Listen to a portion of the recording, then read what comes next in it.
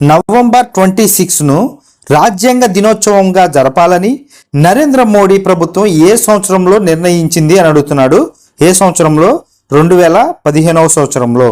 రాజ్యాంగం రచన పూర్తవడానికి పట్టిన కాలం ఎంత అంటున్నాడు. రాజ్యాంగ రచన పూర్తవడానికి పట్టిన కాలం ఎంత అంటున్నారు. ఎంత? 2 సంవత్సరాల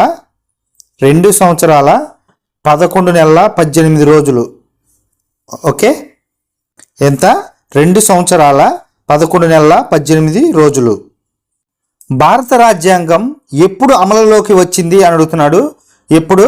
1950 జనవరి 26న భారత రాజ్యాంగం అమలులోకి వచ్చింది. భారత తాత్కాలిక ప్రభుత్వంలో ఆర్థిక శాఖ మంత్రి ఎవరు అని అడుగుతున్నారు. ఎవరు? లియాఖత్ అలీ ఖాన్. ఎవరు? లియాఖత్ అలీ ఖాన్. స్వతంత్ర భారతదేశంలో తొలి ఉప ప్రధాని